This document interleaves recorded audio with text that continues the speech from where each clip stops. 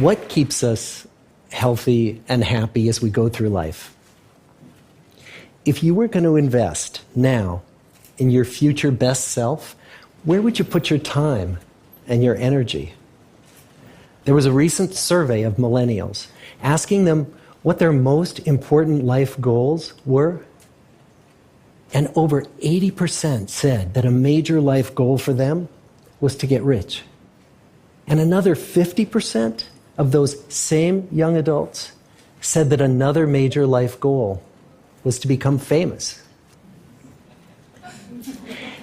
And we're constantly told to lean into work, to push harder and achieve more.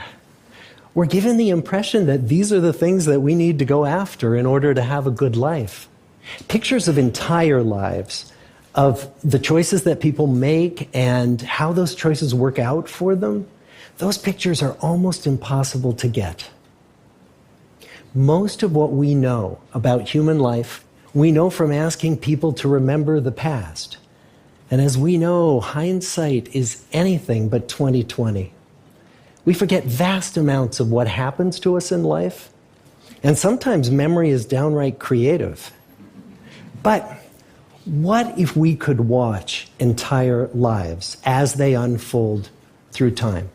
What if we could study people from the time that they were teenagers all the way into old age to see what really keeps people happy and healthy?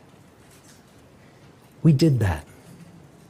The Harvard study of adult development may be the longest study of adult life that's ever been done.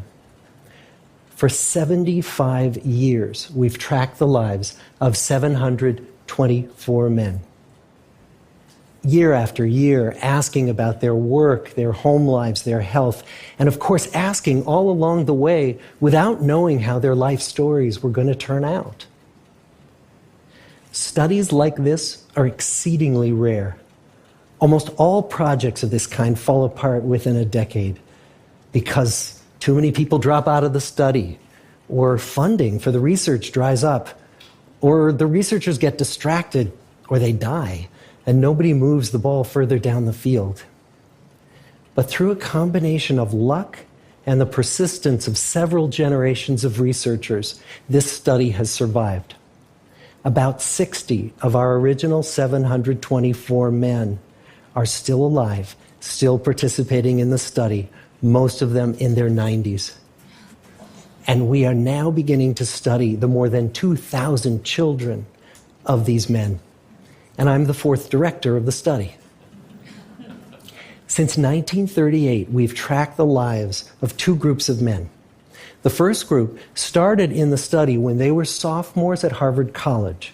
They all finished college during World War II, and then most went off to serve in the war.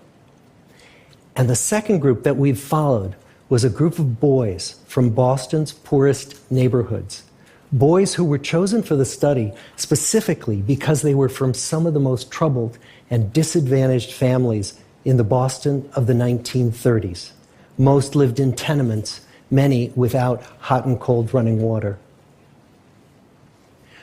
When they entered the study, all of these teenagers were interviewed, they were given medical exams. We went to their homes and we interviewed their parents. And then these teenagers grew up into adults who entered all walks of life. They became factory workers and lawyers and bricklayers and doctors, one president of the United States.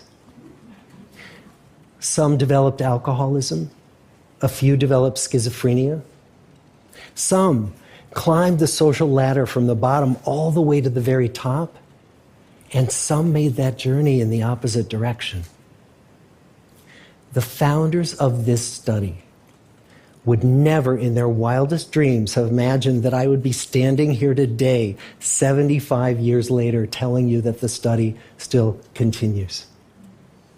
Every 2 years, our patient and dedicated research staff calls up our men and asks them if we can send them yet one more set of questions about their lives. Many of the inner city Boston men ask us, "Why do you keep wanting to study me? My life just isn't that interesting." The Harvard men never asked that question.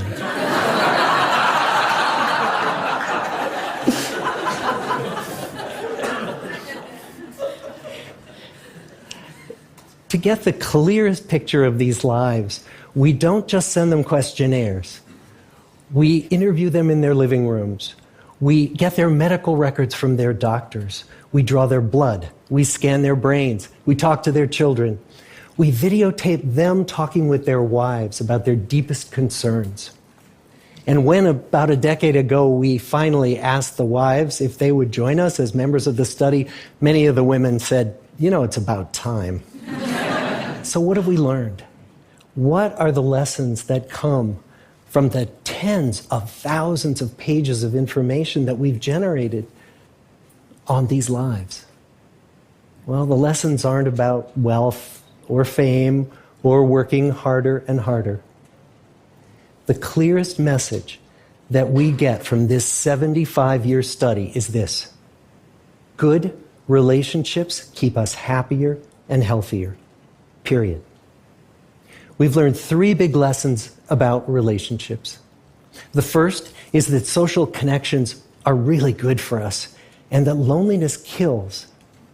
It turns out that people who are more socially connected to family, to friends, to community are happier, they're physically healthier, and they live longer than people who are less well connected. And the experience of loneliness turns out to be toxic. People who are more isolated than they want to be from others find that they are less happy, their health declines earlier in midlife, their brain functioning declines sooner, and they live shorter lives than people who are not lonely. And the sad fact is that at any given time, more than 1 in 5 Americans will report that they're lonely. And we know that you can be lonely in a crowd and you can be lonely in a marriage. So the second big lesson that we learned is that it's not just the number of friends you have, and it's not whether or not you're in a committed relationship, but it's the quality of your close relationships that matters.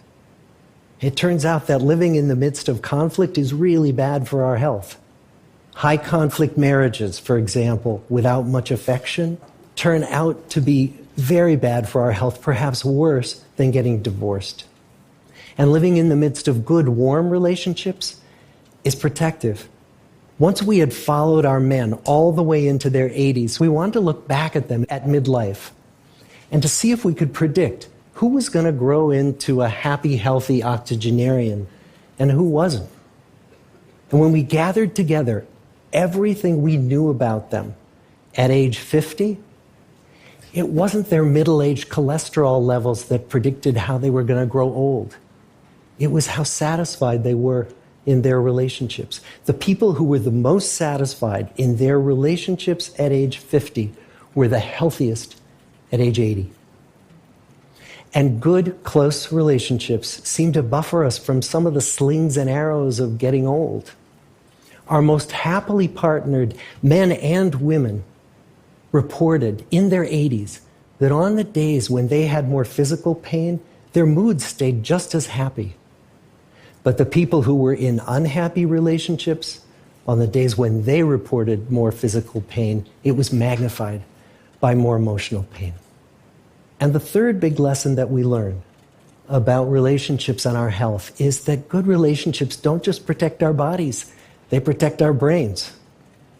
It turns out that being in a securely attached relationship to another person in your 80s is protective. That the people who are in relationships where they really feel they can count on the other person in times of need, those people's memories stay sharper longer.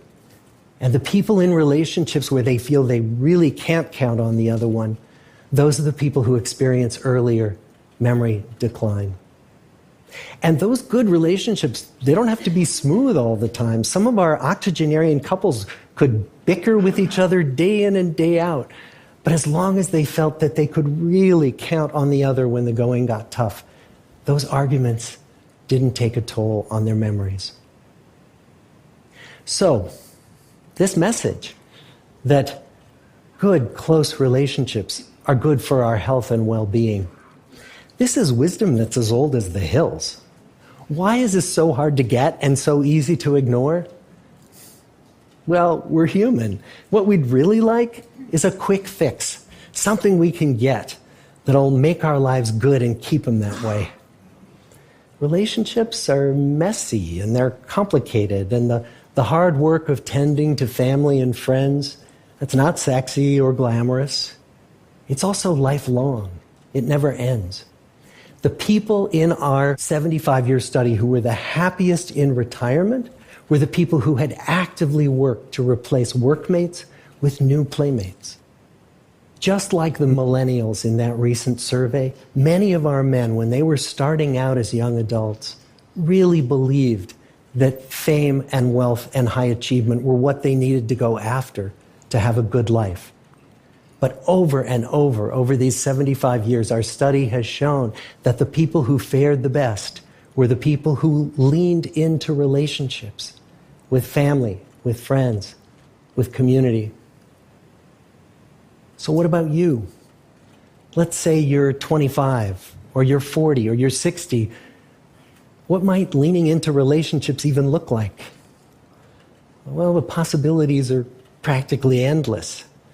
It might be something as simple as replacing screen time with people time, or livening up a stale relationship by doing something new together, long walks or date nights, or reaching out to that family member who you haven't spoken to in years, because those all too common family feuds take a terrible toll on the people who hold the grudges.